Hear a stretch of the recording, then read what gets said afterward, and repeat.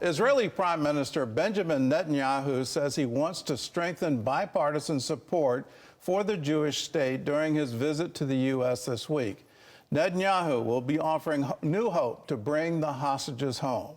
The Prime Minister will have a challenging political landscape to navigate during his visit to Washington.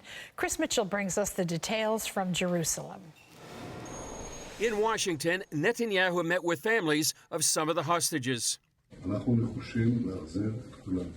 We're determined to bring them all back. The conditions to bring them back are ripening, for the simple reason that we're putting very, very strong pressure on Hamas.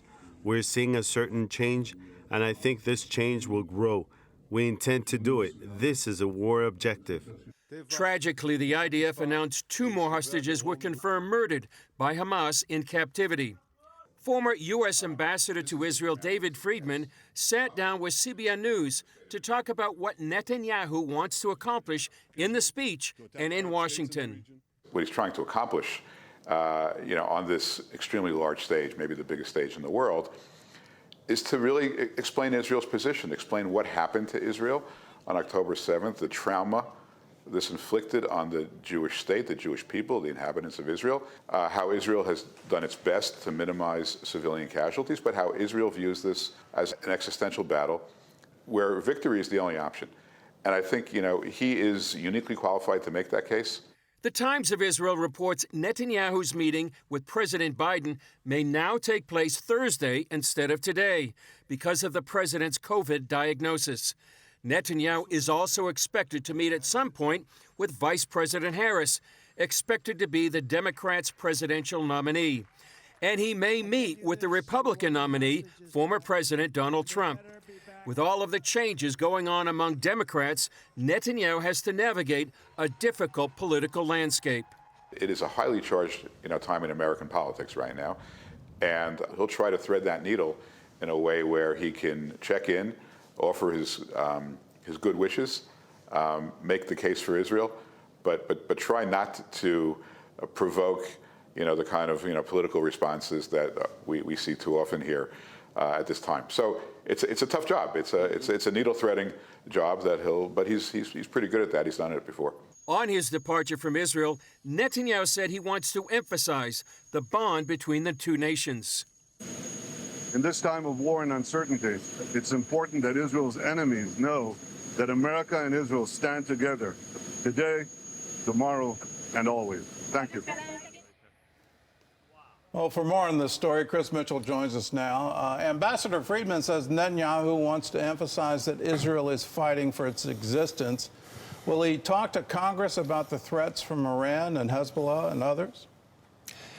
I think he's definitely going to do that, Gordon. Before he left, he talked about, Israel's facing a seventh front war. Well, what does that mean? That means Hamas, Hezbollah, militias in Iraq, Syria, the Houthis, the terrorist groups in Judea and Samaria and Iran itself. So really, it's this ring of fire by Iran, and Israel finds itself literally fighting for its existence.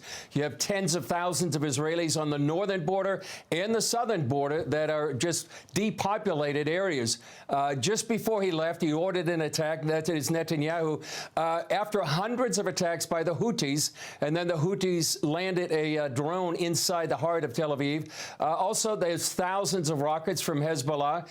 Iran reportedly just recently is 1 to 2 weeks away from enriching military-grade uranium. So I do think definitely, Gordon, he's going to make the case to the Congress and the American people what Israel is facing right now and what it's been going through for the last 9 months. Well, let's talk about the Houthis, and I don't know how you can discuss them without getting partisan. Under President Trump, they were labeled a terrorist group. Yemen was labeled a terrorist state. One of the very first things the Biden administration did was to decertify that and say they were no longer considered a terrorist state or a terror group by the State Department. The reasoning behind that was so that American humanitarian aid could go into Yemen. But, just this past week, we still have the State Department debating, is it a terrorist state as it's launching missiles against U.S. vessels in the Mediterranean? It just makes no sense to me that, they would continue to debate the existence that this is a terrorist state. How in the world can he thread that needle? Well, you know, as you said, right after Biden, the administration got in, they decertified, they took the Houthis off the state-sponsored list. A lot of people are scratching their heads, certainly here, and I think some in Washington as well, what they've been doing for the last, since November. I think almost like 40 incidences in the Red Sea where they've attacked global shipping. You know, 30% of the global shipping goes through the Red Sea, and it actually has had an impact on Egypt because 25% of their revenues of the shipping goes through the Suez Canal. That has dropped in the last several months, and they just keep doing this at will. The attack by Israel was a significant one. It hit a fuel depot and a port that the Houthis were using, Iran was using, to resupply the Houthis. So Israel really hit them hard after literally a couple of hundred projectiles that the Houthis have been firing against Israel, in addition to all the things that it's been doing about shipping in the Red Sea. Well, here's another one. I don't know. I'm just in a provocative mood today. UNRWA, UN Relief Works Agency, under Trump was defunded. He said, I can't in good conscience continue to fund this group. They have no intention of peace. They are preaching ideology to the school kids. Now it turns out that UNRWA was actively hiding terror tunnels, terror command and control stations right underneath their floor. And UNRWA employees were part of the terror group that attacked Israel on October 7th. So how can you avoid the connection that U.S. citizens are being held hostage today in Hamas tunnels, and those tunnels were built with U.S. taxpayer money? How can you avoid that? Yeah, that's exactly what a lot of people over here are saying. In fact, just yesterday, the Knesset, they declared UNRWA a terrorist organization. They severed ties with UNRWA. What they also did, Gordon, was they revoked the privileges of UNRWA and many of its workers. They revoked its tax-exempt status. One member here was saying in the Knesset that UNRWA has really been a fifth column inside Israel. Another said, you know, they were just a terror organization sitting right under our noses. That curriculum that you talked about is being taught right here in schools in Jerusalem and in Judea and Samaria. And you know, as you said, many of the measures also noted that UNRWA employees, 10%, according to some people, participated on October 7th, murders and kidnapping. And right now in the Knesset, it was a joint on both sides of the aisle. The coalition and the opposition voted for this restrictions on UNRWA, at least here in Israel. We'll see what the Congress will do and the administration in regards to UNRWA as well. I looked at the vote totals, and it was practically unanimous, but there were still, you know, roughly 10 votes on each one of the measures voting against it. Who was voting against it? Well, perhaps some of the Arab members of the Knesset. I wouldn't say, I couldn't see why any others would not vote against it, but it was about 60, I think so, or maybe 8 or 9 or 10 that voted for it, you know, against the measure.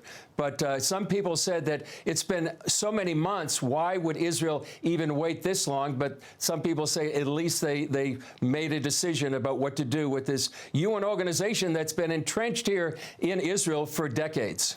Well, I'm glad you mentioned the Arab members of the Knesset. In the supposed apartheid state, Arab Muslims have full participation in the government and are elected to the Knesset, and it just you know, the current lies coming out of the terror groups are just, we've got to name it for what it is. It's a lie.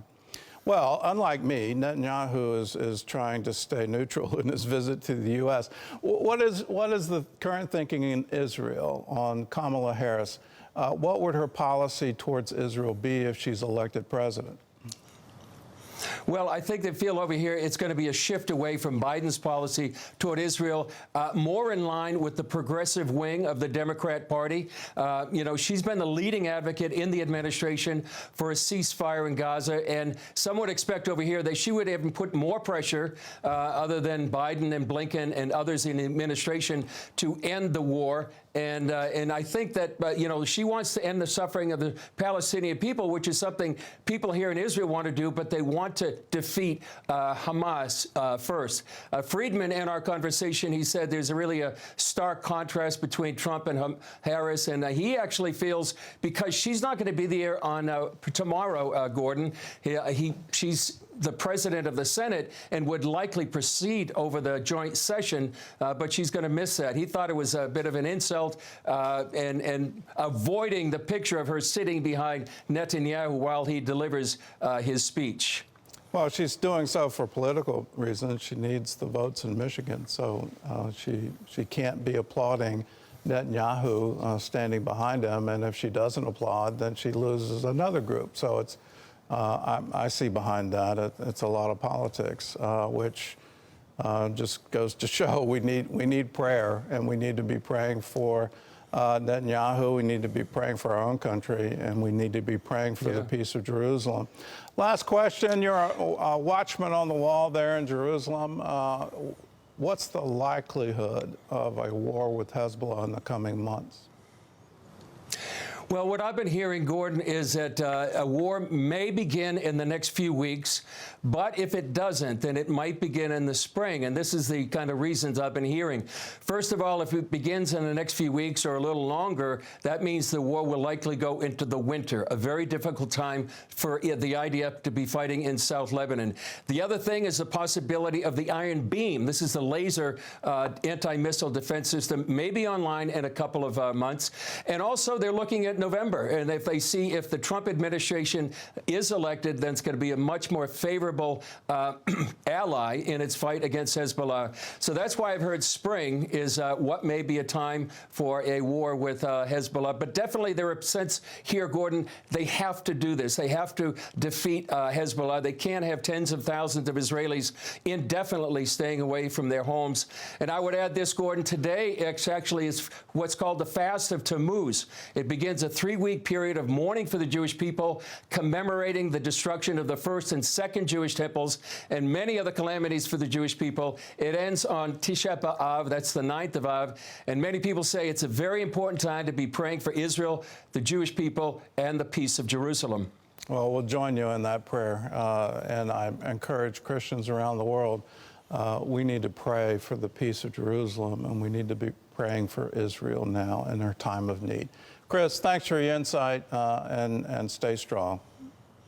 You can watch Prime Minister Netanyahu's speech to Congress Wednesday afternoon. CBN News will be covering his address live on the CBN News channel and also on YouTube. You can also download the CBN News app. You can get it on any smart device, phone, tablet, or smart TV, and you can watch his address